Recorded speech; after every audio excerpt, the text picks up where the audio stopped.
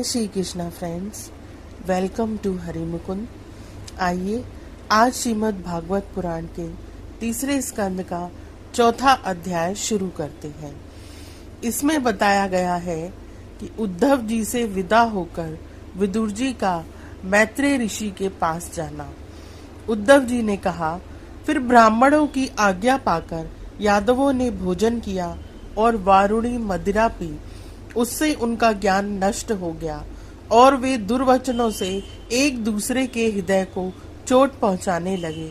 मदिरा के नशे से उनकी बुद्धि बिगड़ गई थी और जैसे आपस की रगड़ से बांसों में आग लग जाती है, उसी प्रकार सूर्यास्त होते होते उनमें मार काट होने लगी। भगवान अपनी माया की उस विचित्र गति को देखकर सरस्वती के जल से आचमन करके एक वृक्ष के नीचे बैठ गए।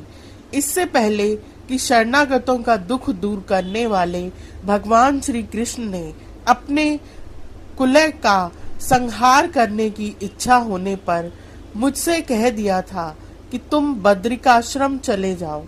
विदुर जी, इससे यद्यपि मैं उनका आशय समझ गया था, तो भी स्वामी के चरणों का वियोग न सह सकने के कारण मैं उनके पीछे पीछे प्रभात क्षेत्र में पहुंच गया। वहां मैंने देखा कि जो सबके आश्रय हैं, किंतु जिनका कोई और आश्रय नहीं है, वे प्रियतम प्रभु शोभा धाम श्याम सुंदर सरस्वती के तट पर अकेले ही बैठे हैं। दिव्य विशुद्ध सत्व में अत्यंत सुंदर श्याम शरीर है, शांति से भरी रत नारी आंखें हैं।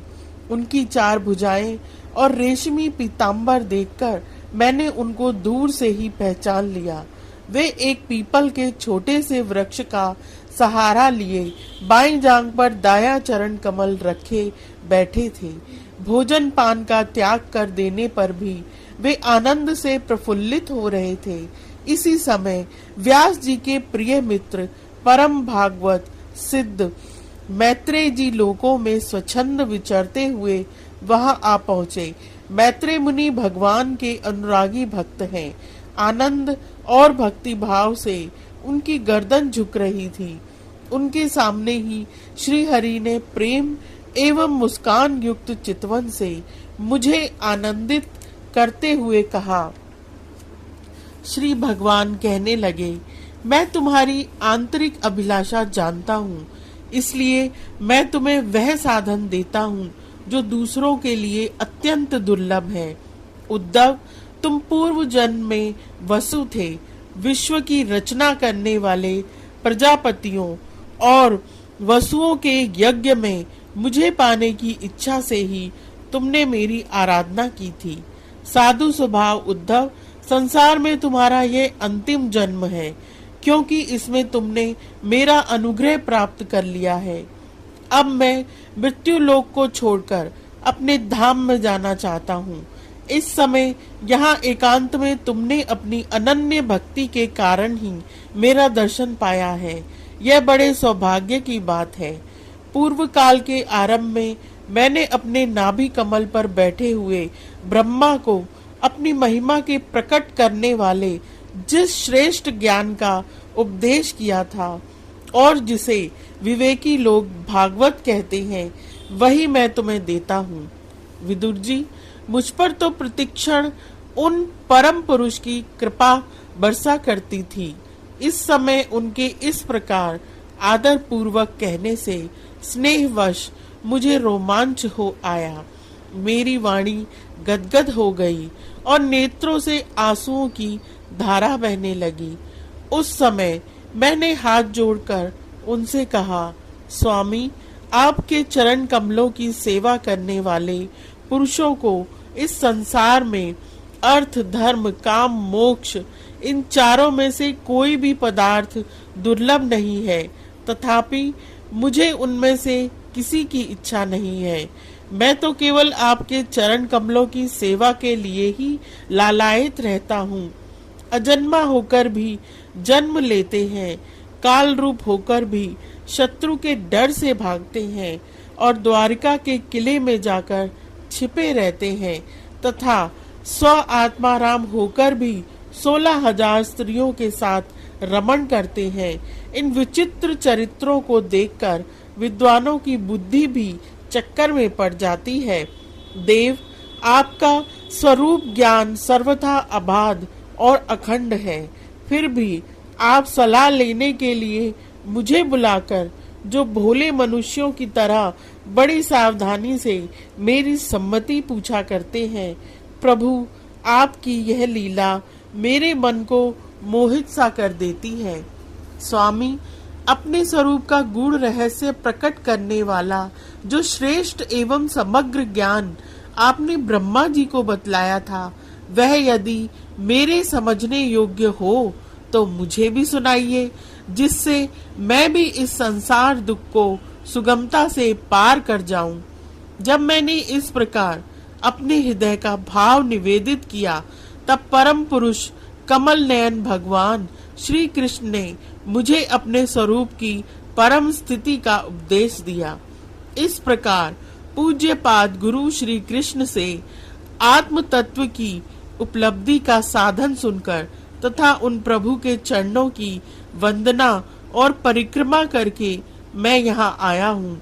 इस समय उनके विरह से मेरा चित्त अत्यंत व्याकुल हो रहा है। विदुर जी, पहले तो उनके दर्शन पाकर मुझे आनंद हुआ था, किंतु अब तो मेरे हृदय को उनकी विरह व्यथा अत्यंत पीड़ित कर रही है। अब मैं उनके प्रिय क्षेत्र बद्रिकाश्रम को जा रहा हूँ, जहाँ भगवान श्री नारायण देव और नर, ये दोनों ऋषि लोगों पर अनुग्रह करने के लिए दीर्घकालीन, सौम्य, दूसरों को सुख पहुँचाने वाली एवं कठिन तपस्या कर रहे हैं। श्री सुखदेव जी कहते हैं, इस प्रकार उद्धव जी के मुख से अपने प्रिय बंधुओं के विनाश का असहन समाचार सुनकर परम ज्ञानी विदुर जी को जो शोक उत्पन्न हुआ, उसे उन्होंने ज्ञान द्वारा शांत कर दिया। जब भगवान श्री कृष्ण के परिकरों में प्रधान महाभागवत उद्धव जी बद्रिकाश्रम की ओर जाने लगे, तब विदुर जी ने श्रद्धा पूर्वक उनसे पूछा। विदुर जी ने कहा, उद्धव जी, योगेश्वर भगवान श्री कृष्ण ने अपने स्वरूप के गूढ़ रहस्य को प्रकट करने वाला जो परम ज्ञान आपसे कहा था, वह आप हमें भी सुनाइए, क्योंकि भगवान के सेवक तो अपने सेवकों का कार्य सिद्ध करने के लिए ही विचरा करते हैं। उद्धव जी ने कहा, उस तत्व ज्ञान के लिए आपको मुनिवर मैत्रेय जी की सेवा करनी चाहिए। इस मृत्यु लोक को छोड़ते समय मेरे सामने स्वयं भगवान ने ही आपको उपदेश करने के लिए उन्हें आज्ञा दी थी। श्री सुखदेव जी कहते हैं, इस प्रकार विदुर जी के साथ विश्वमूर्ति भगवान श्री कृष्ण के गुणों की चर्चा होने से उस कथा अमृत को द्वारा उद्धव जी का वियोग जनित महान ताप शांत हो गया। यमुना जी के तीर पर उनकी वह रात्रि एक क्षण के समान बीत गई। फिर प्रातः काल होते ही वे वहां से चल दिए।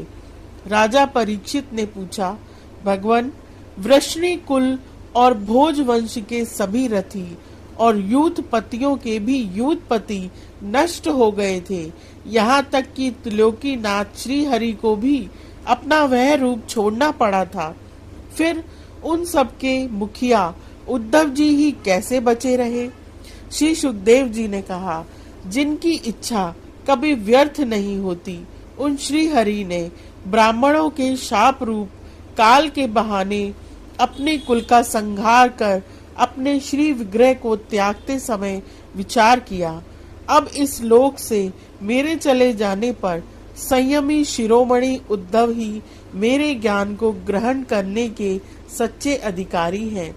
उद्धव मुझसे अणु मात्र भी कम नहीं है, क्योंकि वे आत्मजयी हैं, विषयों से कभी विचलित नहीं हुए। अतः लोगों को मेरे ज्ञान की शिक्षा देते हुए वे यहीं रहे। वेदों के मूल कारण जगत गुरु श्री कृष्ण के इस प्रकार आज्ञा देने पर उद्धव जी बद्रिकाश्रम में जाकर समाधि योग द्वारा श्री हरि की आराधना करने लगे। कुरुश्रेष्ठ परीक्षित, परमात्मा श्री कृष्ण ने लीला से ही अपना श्री विग्रह प्रकट किया था और लीला से ही उसे अंतर्ध्यान भी कर दिया। उनका वह अंतर्ध्यान होना भी धीर पुरुषों का उत्साह बढ़ाने वाला तथा दूसरे पशु तुल्य अधीर मनुष्यों के लिए अत्यंत दुष्कर था। परम भागवत उद्धव जी के मुख से उनके प्रशंसनीय कर्म और इस प्रकार अंतर्ध्यान होने का समाचार पाकर तथा यह जानकर कि भगवान ने परम धाम जाते समय मुझे भी स्मरण किया था, विदुर जी उद्धव जी के चले जाने पर प्रेम से विहल होकर रोने लगे।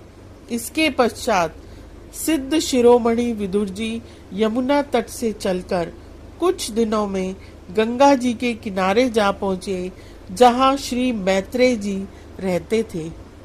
यह अध्याय यहीं समाप्त होता है। आज के लिए इतना ही। Please like, share and subscribe my channel. Thank you.